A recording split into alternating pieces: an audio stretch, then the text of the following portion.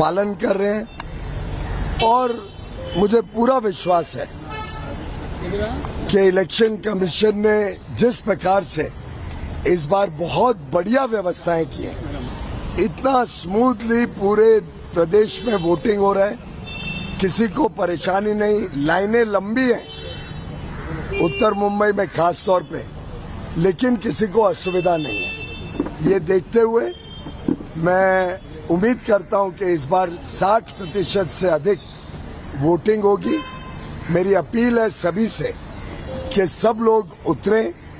ये वोट मात्र एक वोट नहीं है, हमारे आगे वाले 5 वर्ष तक महाराष्ट्र और मुंबई का भविष्य आप उसके शिल्पकार बनने वाले हैं।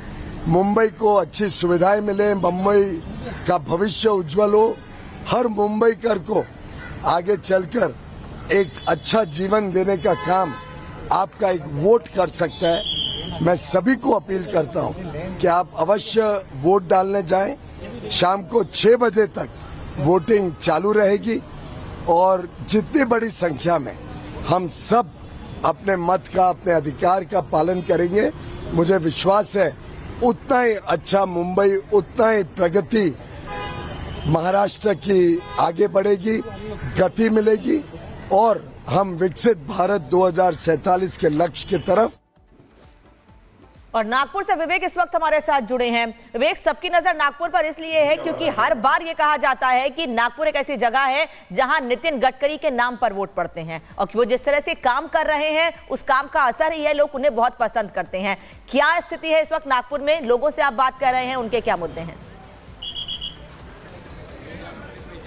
बिल्कुल, अब 10 मिनट की खबर आई है कि 10 मिनट में नितिन गडकरी पहुंचने वाले हैं, कभी भी पहुंच सकते हैं, तो उनका ही इंतजार चल रहा है। और बैकबोन आप कह सकते हैं, जिस तरीके से आप कह रही थी कि बैकबोन है, प्रत्याशी कोई भी हो, मुकाबला किसी का भी हो, बिल्कुल। कुछ तकनीकी और यहाँ पर जो स्थिति है से संपर्क नहीं कर पा रहे हैं, लेकिन आपको बताएं कि लगातार वोटिंग हो रही है और मुस्लिम बाहुल्य जो इलाके हैं वहां पर क्या प्रतिशत है, ये भी हम आपको ग्राफिक्स के जरिए दिखा रहे हैं। तो ये तस्वीरें जो आप देख रहे हैं, लगातार वोटिंग किस तरह से हो रही है, इसकी तस्वीरें हम आपको दिखा रहे हैं। और अभी वोटिंग प्रतिशत उतना बेहतर नहीं है, वोटिंग प्रतिशत।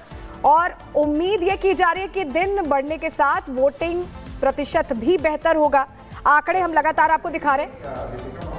महाराष्ट्र और उसके अलावा तमाम जगहों पर, झारखंड और उत्तर प्रदेश में, पंजाब में अलग अलग जगहों पर वोटिंग हो रही है। और नितिन गडकरी क्या कुछ कह रहे हैं, जरा पहले वो सुनवा देते हैं आपको। हमने वोटिंग करना चाहिए। लोकतंत्र में वोटिंग करना ये हमारा मूलभूत अधिकार है और हमको वोट किसी भी स्थिति में करना चाहिए। यही मैं जनता से अपील करूंगा और ज़्यादा से ज़्यादा परसेंटेज में वोटिंग करें और लोकतंत्र को मजबूत करें।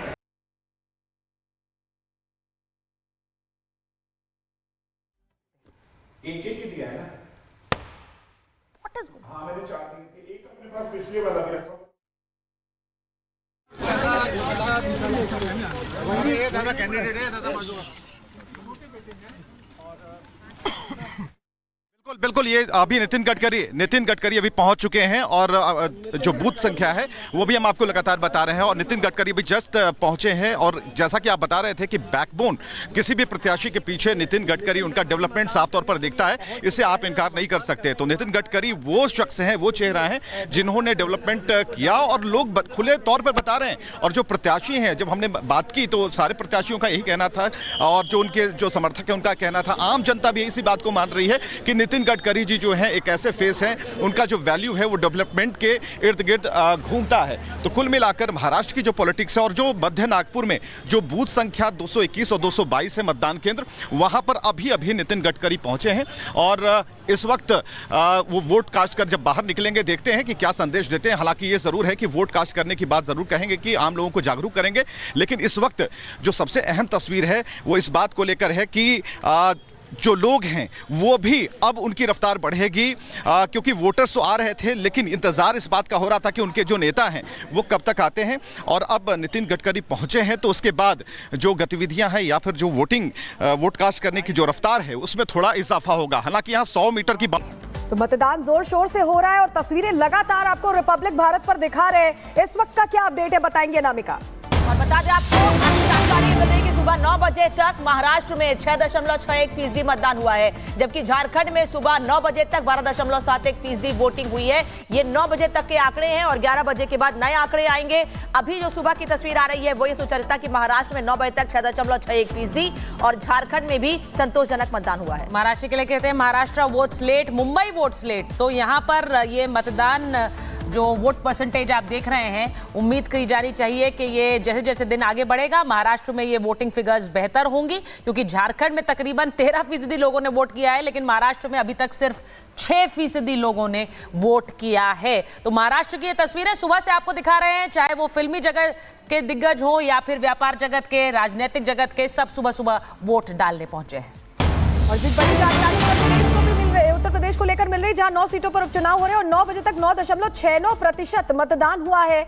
9 सीटों पर उपचुनाव के लिए यहां वोटिंग हो रही है, लेकिन आंकड़े अब दिन बढ़ने के साथ, दिन आगे बढ़ने के साथ और बेहतर होंगे ऐसा लग रहा है सुचरिता, क्योंकि देखिए महाराष्ट्र में तो सबसे कम है, झारखंड सबसे आगे इस वक्त 9 बजे तक के आंकड़ों में चल रहा है।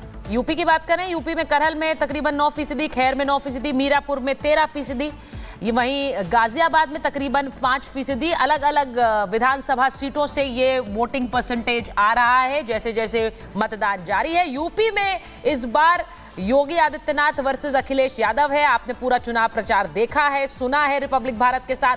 वहीं महाराष्ट्र में अगली सरकार कौन होगी, क्योंकि महाराष्ट्र का ये चुनाव बहुत अलग है, चाहे वो एनसीपी हो या फिर शिवसेना हो, दोनों ही पार्टियां टूटी, दोनों ही पार्टियों में स्प्लिट हुआ और अब जनता किसके साथ जा रही है वो पता चलेगा। और ग्राउंड जीरो पर हमारी सबसे बड़ी टीम मौजूद है जो लगातार हर अपडेट हम तक पहुंचा रही है। इस वक्त सोहेल हमारे साथ जुड़े हुए हैं, सोहेल का रुख कर लेते हैं। सोहेल, मुंबई में इस वक्त है आप, क्या तस्वीर, लोगों से बात लगातार कर रहे हैं? जी अनामिका, इससे पहले मैं बांद्रा वेस्ट में था जहां से बीजेपी के आशीष शेलार चुनाव लड़ रहे हैं। अभी मैं बांद्रा ईस्ट में आ गया हूं, बांद्रा ईस्ट के खेरवाड़ी में। बांद्रा ईस्ट से जीशान सिद्दीकी चुनाव लड़ रहे हैं, उनके खिलाफ लड़ रहे हैं वरुण सरदेसाई, जो कि आदित्य ठाकरे के ही मौसेरे भाई हैं। ये जो रास्ता जा रहा है मैं आपको बताऊं, इसी रास्ते पर आगे जाकर जीशान सिद्दीकी का ऑफिस है और यहीं पर बाबा सिद्दीकी की आगे हत्या की गई थी। अब यहां से जीशान सिद्दीकी चुनाव लड़ रहे हैं, यहीं से वो विधायक हैं और दूसरी तरफ आदित्य ठाकरे के मौसेरे भाई। हमारे साथ कुछ लोग मौजूद हैं। सर, इनके साथ दूसरी परेशानी। सर, आपका नाम क्या है? भूपेंद्र सिंह दायमा। भूपेंद्र सिंह साहब पक्के कांग्रेसी, और अभी कांग्रेस और शिवसेना साथ में आ गई। Yes sir, Maha Vikas Aghadi. तो अभी तो दिक्कत होगी ज्यादा। नहीं, काय की दिक्कत है, एकदम। सर, पूरी जिंदगी शिवसेना के खिलाफ लड़ते रहे यहाँ आप, अभी शिवसेना के साथ मिलकर कैसे चलेगा? क्या है मालूम है, एक इनको जरा बोलो, कांग्रेस वालों के लिए ज्यादा मुश्किल है। नहीं, हकीकत क्या है कि जिस समय हाई कमान का हमारा फैसला है, वो फैसला हमको सबको मानना ही पड़ता है, चाहे वो शिवसेना वाले हो चाहे कांग्रेस वाले हो। बीजेपी तो कहती पूरी जिंदगी आप यहाँ जो शिवसेना का काडर होगा उसके खिलाफ लड़ते रहे। जमीन पर आपके लिए कितना मुश्किल होता, वहां तो ऊपर बड़े लोग मिल लिए, लेकिन यहाँ आप जिसके खिलाफ लड़ रहे थे आज उसके गले में हाथ डालकर लड़ना पड़ रहा है। नहीं, वैसे भी हम लोग दोस्ती थे, पहले भी हम लोग दोस्ती थे। ये शिवसेना के थे, मैं कांग्रेस का था, फिर भी दोस्ती में कोई दरार नहीं। इलेक्शन का माहौल, इलेक्शन में जो जीत हार होती थी करते थे। आप शिव सैनिक, नाम क्या आपका? मधुकर साटम। तो मधुकर जी, एक बात बताइए, अभी कहते हैं कि शिवसेना वो नहीं रही जो बाला साहब वाली शिवसेना थी, अभी हल्का हो गया मामला। हम लोग है ना अभी तक बाला साहब की शिवसेना, उद्धव साहब को मानने वाली शिवसेना है। मेरे बाला साहब वाली शिवसेना नहीं रही है ना, उससे भी बढ़ के है अभी। तो कह रहे बाला साहब ने तो कहा था जिस दिन कांग्रेस के साथ आना पड़ेगा उस दिन पार्टी खत्म कर दूंगा। वो बाला साहब ने कहा था जब का माहौल अलग था, अभी का माहौल अलग है। जब माहौल जब की महंगाई अलग थी, अभी की महंगाई अलग है। महंगाई की वजह से साथ में आए आप लोग? सब हर एक मुद्दा बनता है, हर एक मुद्दा बनता है। अच्छा, एक और जवाब मेरा, ये जीशान सिद्दीकी कांग्रेस में रहे, अब जीशान सिद्दीकी अजीत पवार के साथ आ गए हैं, उन्होंने कहा लोगों ने धोखा दिया। आपको लग रहा है जीशान सिद्दीकी के लिए यहाँ सिंपैथी वोट भी है बांद्रा में? नहीं, क्या है कि राजनीतिक में सिंपैथी वोट रहते हैं, नो डाउट, लेकिन क्या है कि उनका मैटर अलग है, क्योंकि जो मीडिया ने उनको जो उछाला ना, कभी बोलते कि वो उसने मारा, कभी बोलते उसने मारा, कभी बोलते मीडिया ने इसमें जी, इसके अंदर मीडिया में आ रहा कि भाई ये तो लॉरेंस का नाम चल रहा ना, यहाँ का नाम नहीं। अब ये आप लोग में लॉरेंस का डर भी है क्या? नहीं, डर किसी का भी सोहेल, नहीं। मुझे लगता है आपने आपने जो लोगों से बात कर रहे हैं वो जो द्वंद्व है वो आपने सामने रख दिया कि कांग्रेस और शिवसेना जो आमने सामने लड़ते रहे आज साथ में महाविकास आघाड़ी है। वोटर क्या सोच रहा है, समर्थक क्या सोच रहा है? विनोद तावड़े इस वक्त कुछ कह रहे हैं बीजेपी के नेता, जरा सुन लेते हैं। माध्यमांशी बोलताना सांगितलं की विनोद तावडे हे चांगले ग्रस्त आहेत, त्यांच्यावरती आरोप जे आहेत ते सिद्ध झाल्याशिवाय मी त्यांच्यावरती काही बोलणार नाही म्हणून। नेहमीच मला असं वाटतं की माननीय शरद पवार साहेब एक मॅच्युअर्ड राजकीय नेते आहेत, खूप सिनियर आहेत आणि ते मला तर खूप जवळून ओळखतात।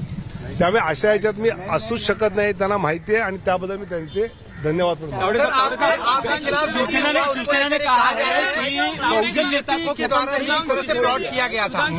मैं कल वहां नाला सोपारा जाने वाला हूं, ये किसी को पता नहीं था क्योंकि मैं वाड़ा से लौटते समय उम्मीदवार राजन नाइक को फोन किया कैसे चल रहा है, उसने कहा हम कार्यकर्ता बैठे चाय पे आ जाओ।